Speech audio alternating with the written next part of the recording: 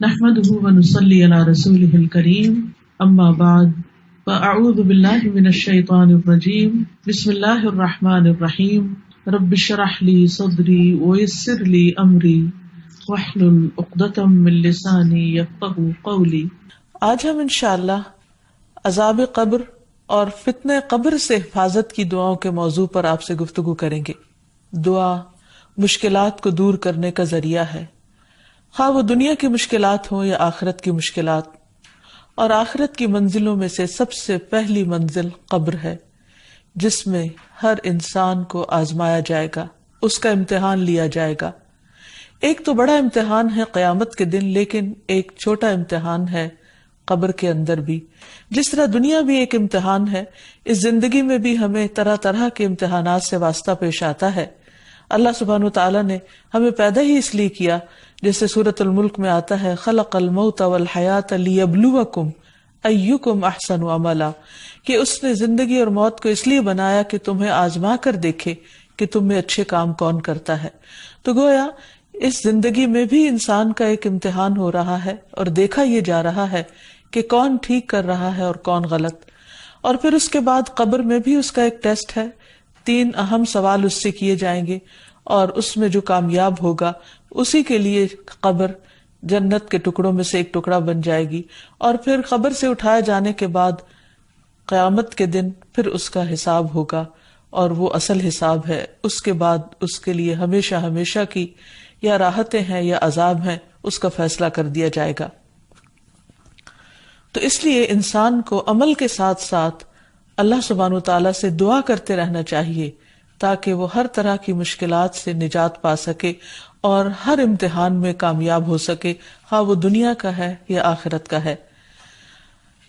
اللہ سبحانہ وتعالیٰ اسی دعا کے ذریعے اپنے بندوں کو ہر طرح کی بے چینیوں اور کرب سے نجات دیتے ہیں،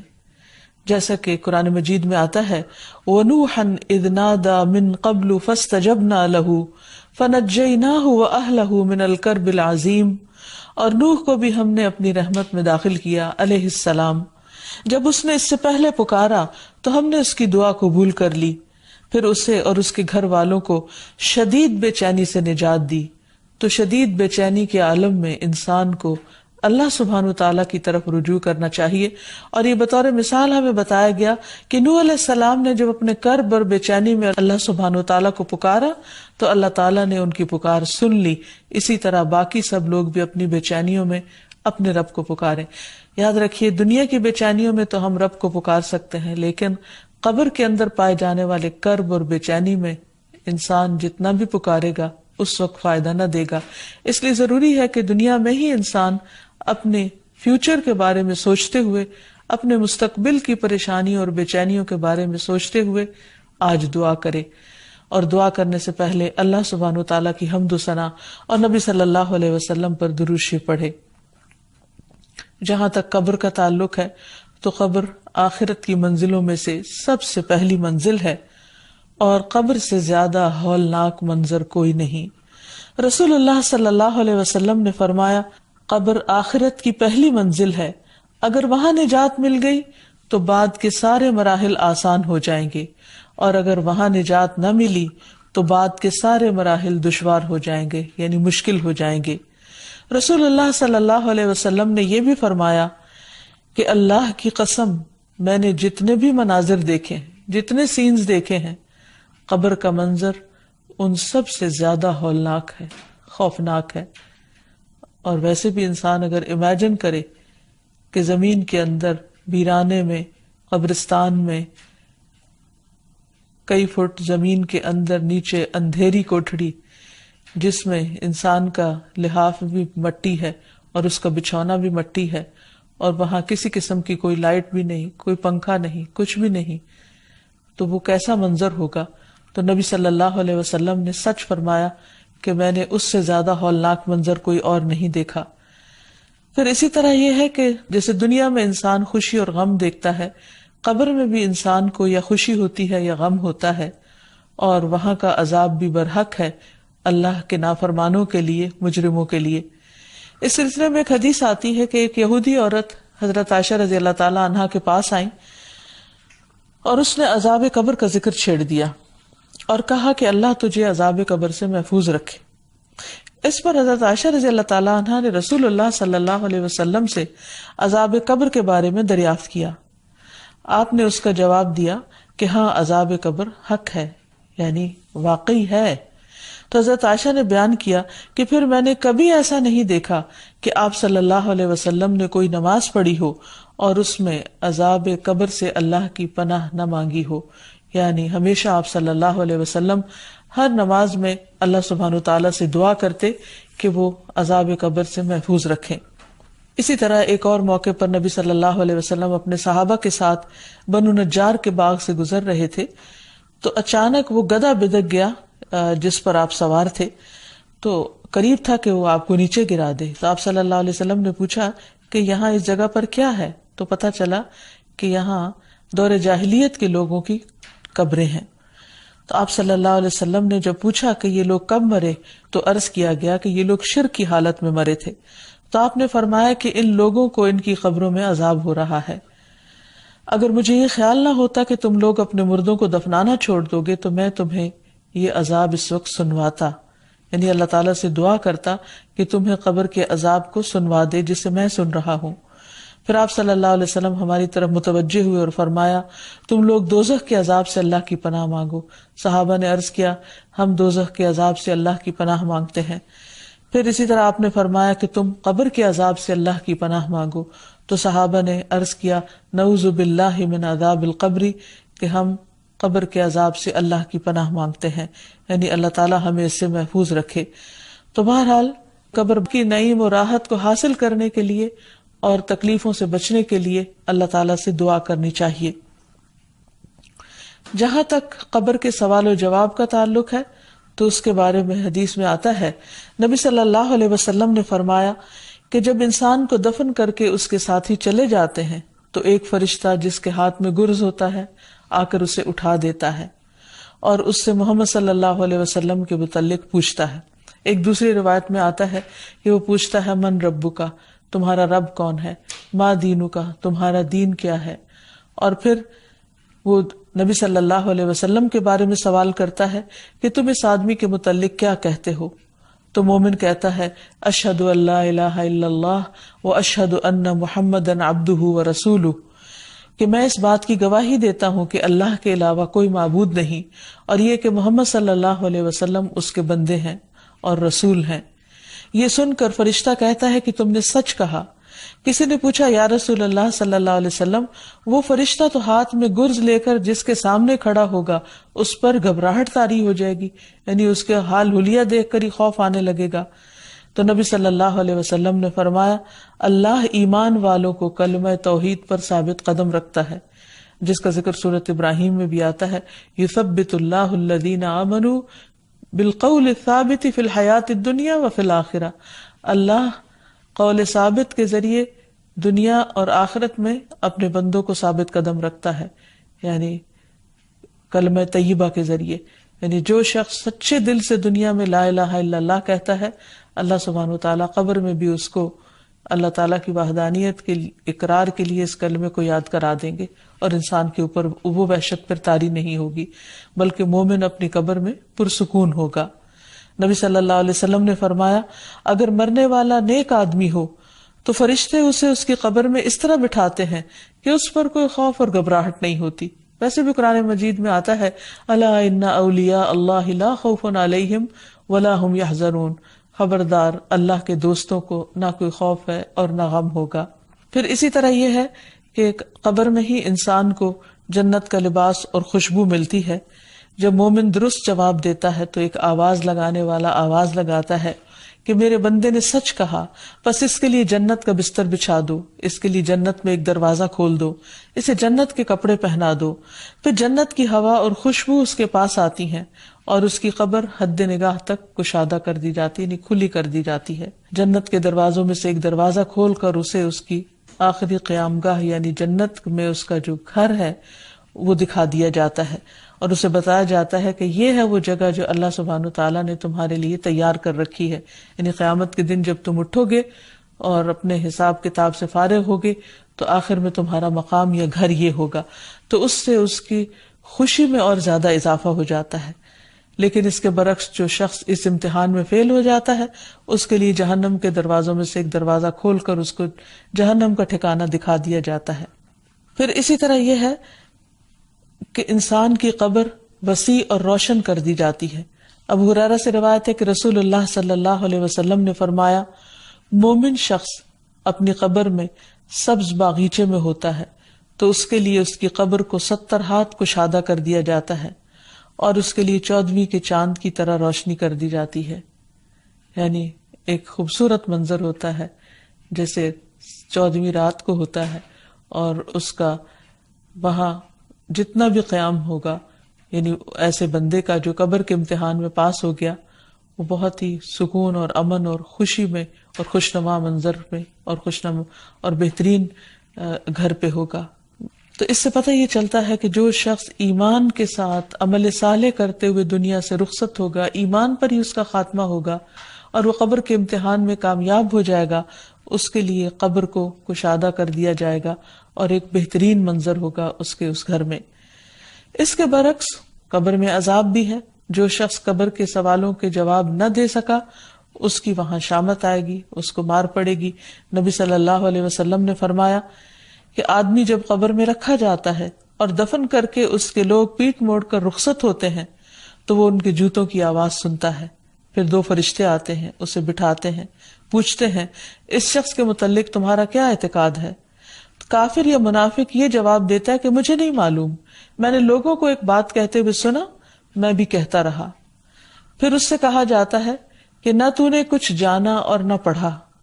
اس کے بعد لوہے کے ہتھوڑے سے اس کے دونوں کانوں کے درمیان بڑے زور سے مارا جاتا ہے اور وہ اتنے بھیانک طریقے سے چیختا ہے کہ 2 بوجھوں یعنی انسان اور جن کے علاوہ ارد گرد کی ساری مخلوق اس کی چیخ سنتی ہے۔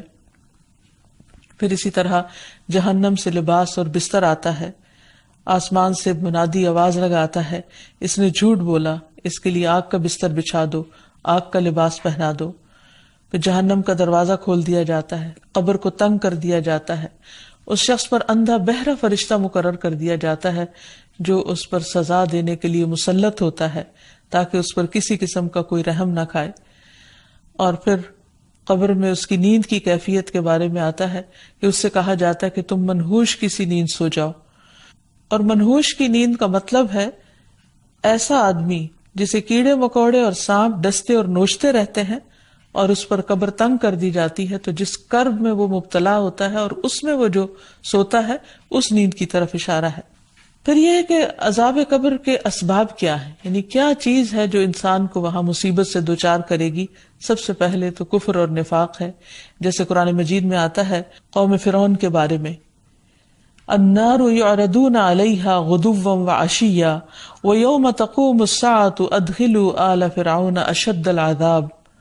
وہ صبح و شام آگ پر پیش کیے جاتے ہیں، اور جس دن قیامت قائم ہوگی تو حکم ہوگا آل فرعون کو سخت ترین عذاب میں داخل کر دو۔ تو یہ نبی صلی اللہ علیہ وسلم کو معراج پر بھی دکھایا گیا تھا کہ کس طرح آل فرعون کو صبح و شام آگ پر پیش کیا جاتا ہے۔ حالانکہ دیکھیے کہ آل فرعون جو ہے وہ پانی میں ڈوب کر مرے ہیں، لیکن اس کے باوجود مرنے کے بعد قیامت تک کے بیچ کے عرصے میں انہیں آگ پر پیش کیا جا رہا ہے، یعنی انہیں آگ کا عذاب ابھی بھی مل رہا ہے۔ اور قیامت کے دن جیسے کہ آیت میں آتا ہے، اور جس دن قیامت قائم ہوگی کہا جائے گا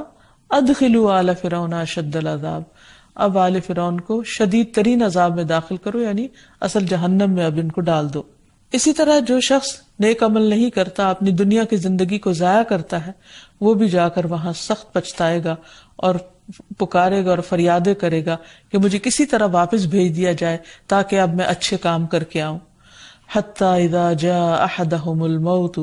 قال رب ارجعون لعلی اعمل صالحا فیما ترکت کلا انها کلمۃ هو قائلها ومن ورائهم برزخ الى یوم یبعثون۔ یہاں تک کہ جب ان میں سے کسی کے پاس موت آتی ہے تو کہتا ہے اے میرے رب مجھے واپس بھیج دے تاکہ میں جو کچھ چھوڑ آیا ہوں اس میں کوئی نیک عمل کر لوں۔ ہرگز نہیں، یہ تو ایک بات ہے جسے وہ کہنے والا ہے،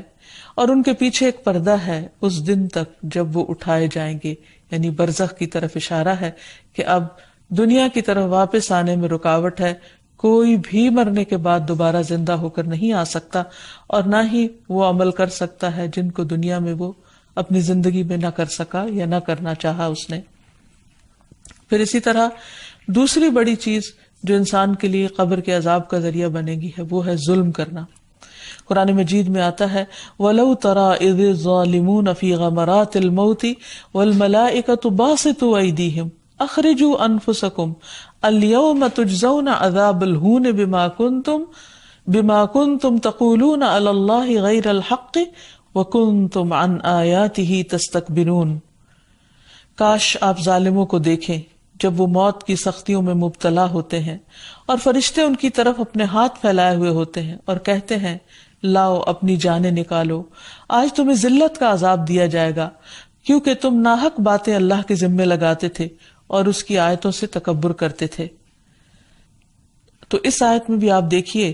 کہ یہ کہا جا رہا ہے کہ موت کی سختیوں کے وقت فرشتے ان کی جان نکال رہے ہوتے ہیں، تو اس وقت ان کو یہ خبر دے رہے ہوتے ہیں کہ لاؤ اپنی جانیں نکالو، آج تمہیں ذلت کا عذاب دیا جائے گا، یعنی جان نکالنے کے بعد جو قبر کا مرحلہ ہے اس کی طرف اشارہ ہے۔ کیونکہ تم ناحق باتیں اللہ کے ذمے لگاتے، اس کی آیتوں کو ماننے سے تکبر کرتے، یعنی مان کے نہیں دیتے تھے۔ پھر اسی طرح چغل خور اور پیشاب کی چھینٹوں سے نہ بچنے والا، ان لوگوں کو بھی عذاب قبر ہوتا ہے۔ ابن عباس بیان کرتے ہیں کہ نبی صلی اللہ علیہ وسلم کا گزر 2 قبروں سے ہوا۔ آپ نے فرمایا ان دونوں قبر والوں پر عذاب ہو رہا ہے اور یہ کسی بڑی بات پر نہیں ہو رہا۔ پھر فرمایا کہ ان میں سے ایک شخص تو چغل خوری کیا کرتا تھا اور دوسرا پیشاب سے بچنے کی احتیاط نہیں کرتا تھا، یعنی کہ اس کے کپڑے نجس ہوتے تھے، اس کا جسم نجس ہوتا تھا، اور جب جسم اور کپڑے نجس ہو تو نہ انسان کی عبادت ہوتی ہے نہ نماز ہوتی ہے، تو اس لیے اس سے بھی بچنے کی ضرورت ہے۔ اسی طرح لوگوں کی برائیاں کرنا، لوگوں میں پھوٹ ڈلوانا، باہمی تعلقات خراب کرنا، ایک دوسرے کے بارے میں بدگمانیاں پیدا کرنا، من گھڑت باتیں ایک دوسرے کی طرف سے پہنچانا، جھوٹ بولنا اور لوگوں کو باہم لڑا دینا، یہ ایسا بڑا جرم ہے کہ جس کی وجہ سے عذاب قبر کی پیشن گوئی کی گئی ہے۔ پھر اسی طرح خیانت کرنا، پھر جھوٹ بولنا۔ نبی صلی اللہ علیہ وسلم نے فرمایا گزشتہ رات خواب میں میرے پاس 2 آدمی آئے، انہوں نے کہا جسے آپ نے دیکھا اس کا جبڑا چیرا جا رہا تھا وہ بڑا ہی جھوٹا تھا، وہ ایک جھوٹی بات کو لیتا اور ساری دنیا میں پھیلا دیتا، قیامت کے دن تک اس کو یہی سزا ملتی رہے گی۔ تو جھوٹ بولنا اور جھوٹ پھیلانا یہ بھی ایک بہت بڑا ظلم ہے جس کے نتیجے میں عذاب قبر ہوتا ہے، اور یہ نبی صلی اللہ علیہ وسلم کو خواب میں دکھایا گیا کہ کچھ لوگوں کو ایسا عذاب ہو رہا ہے، اور پھر فرشتے نے بتایا کہ کس کو کس بنا پر عذاب دیا جا رہا ہے، یعنی کس شخص کا کیا قصور ہے۔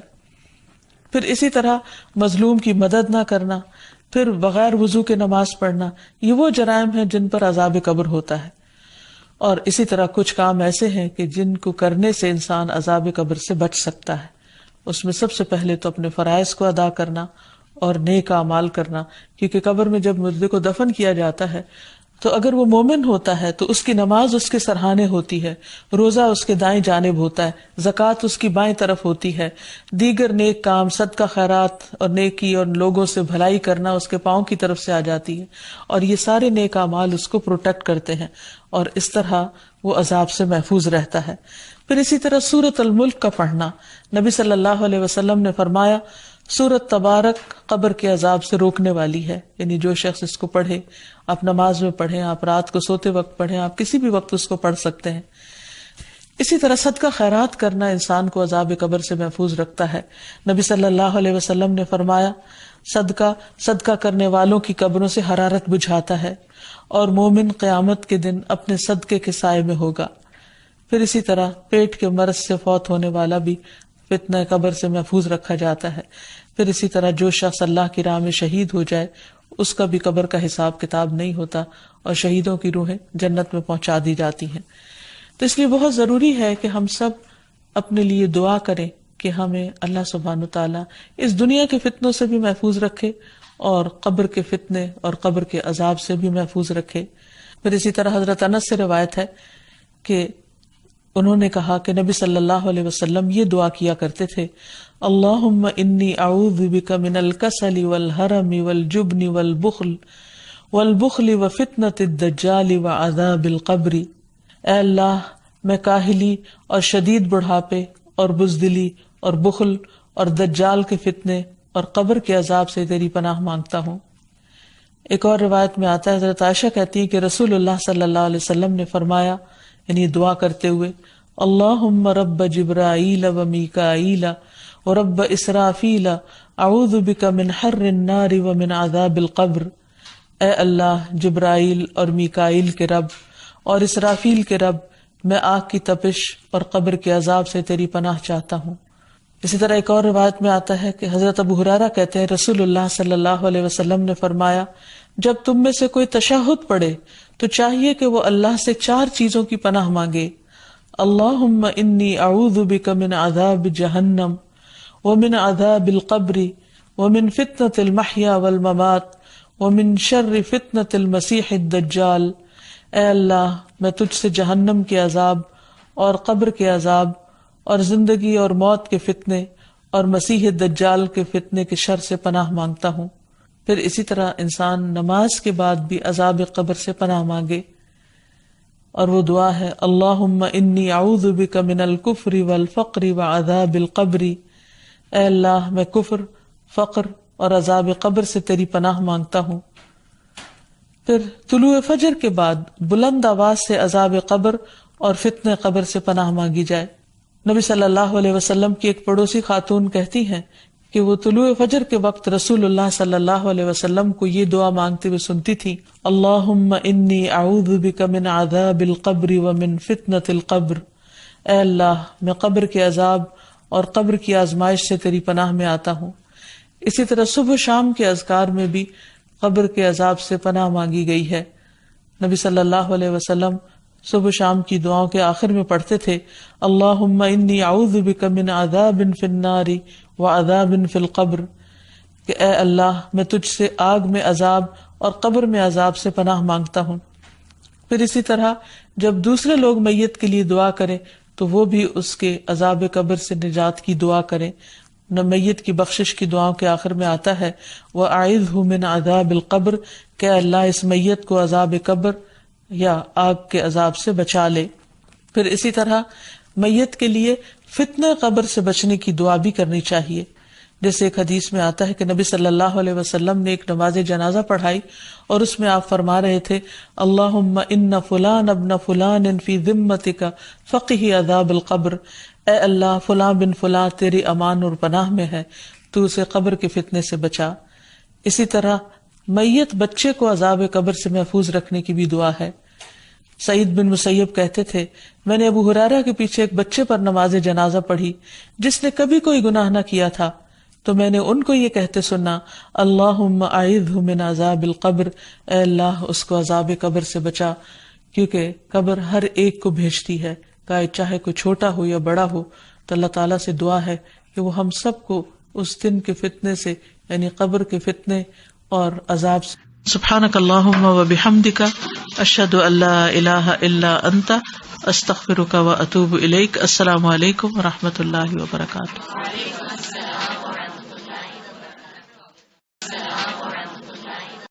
نحمده و نصلی علی رسولہ الکریم، اما بعد، فاعوذ باللہ من الشیطان الرجیم، بسم اللہ الرحمن الرحیم، رب اشرح لی صدری ویسر لی امری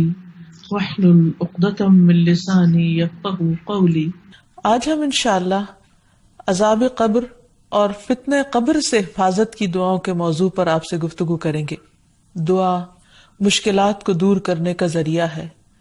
خواہ وہ دنیا کی مشکلات ہوں یا آخرت کی مشکلات، اور آخرت کی منزلوں میں سے سب سے پہلی منزل قبر ہے، جس میں ہر انسان کو آزمایا جائے گا، اس کا امتحان لیا جائے گا۔ ایک تو بڑا امتحان ہے قیامت کے دن، لیکن ایک چھوٹا امتحان ہے قبر کے اندر بھی۔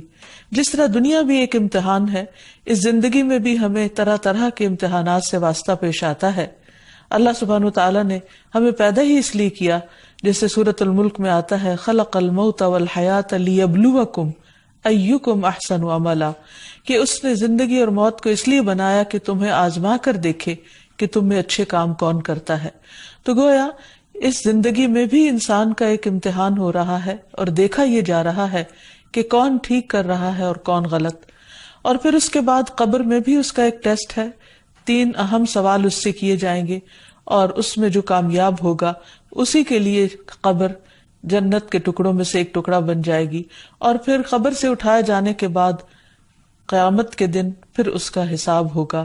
اور وہ اصل حساب ہے. اس کے بعد اس کے لیے ہمیشہ ہمیشہ کی یا راحتیں ہیں یا عذاب ہیں، اس کا فیصلہ کر دیا جائے گا. تو اس لیے انسان